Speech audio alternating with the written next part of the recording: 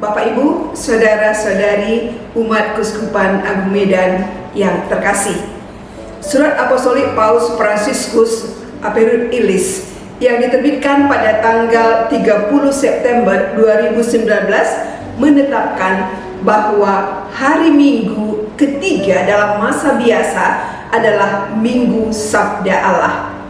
Hari Minggu ketiga dalam masa biasa diperuntukkan bagi perayaan, pendalaman, dan penyebaran Sabda Allah. Hari Minggu Sabda Allah ini jatuh pada suatu momen tahunan yang sangat cocok, yakni Pekan Doa Sedunia, di mana kita diundang untuk mempererat hubungan dengan umat Yahudi dan berdoa bagi kesatuan umat Kristen.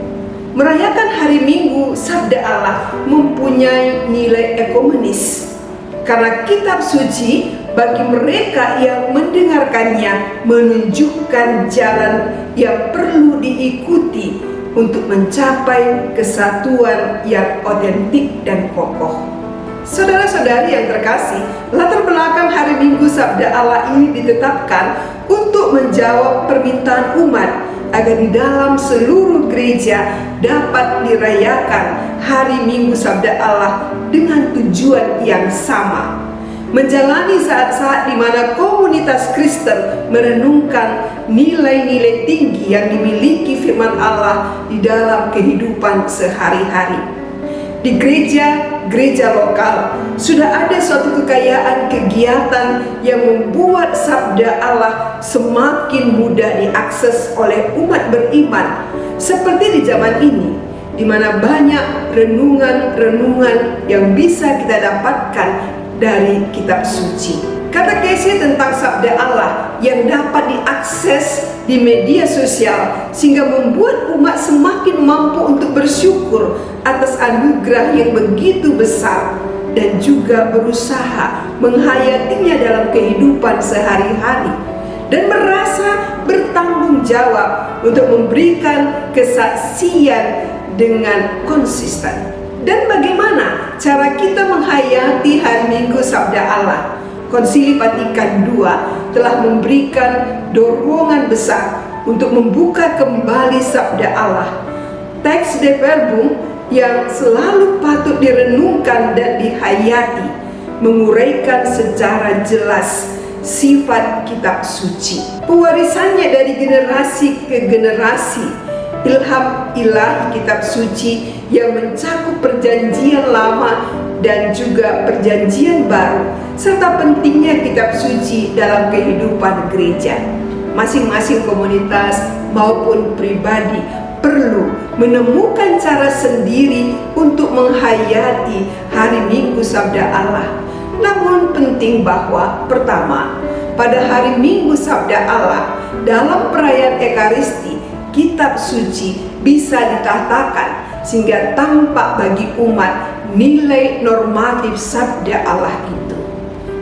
Yang kedua, pada hari Minggu Sabda Allah penting memberi tekanan pada pewartaan dan menyusun homili sedemikian sehingga pelayanan yang diberikan pada Sabda Allah menjadi tampak.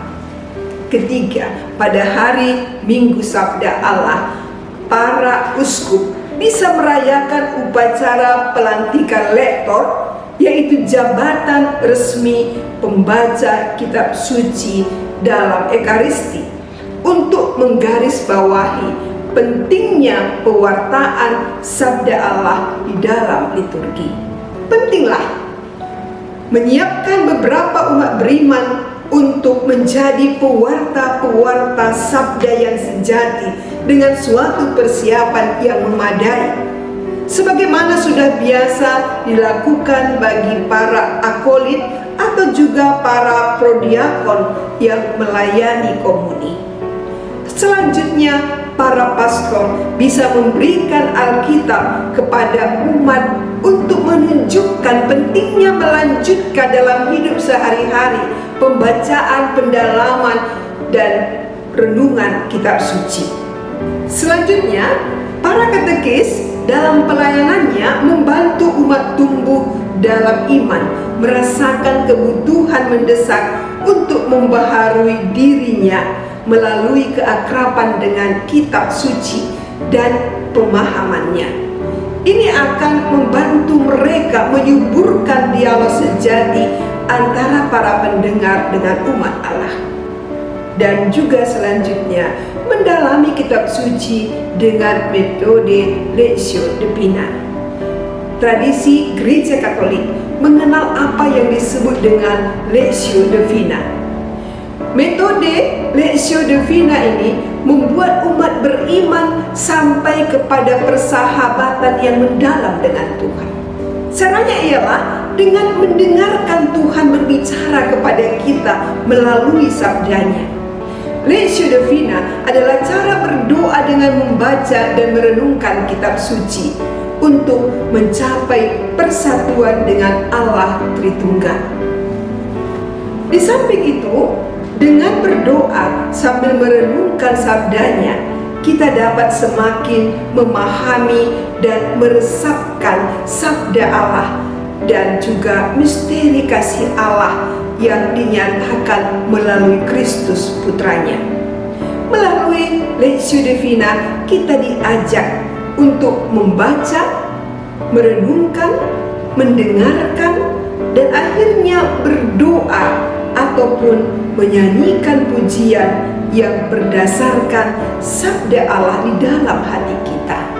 Penghayatan akan sabda Allah ini akan membawa kita kepada kesadaran akan kehadiran Allah yang membimbing kita kepada kegiatan kita sepanjang hari. Jika kita rajin dan tekun melaksanakannya, kita akan mengalami eratnya persahabatan dan juga persatuan kita dengan Allah.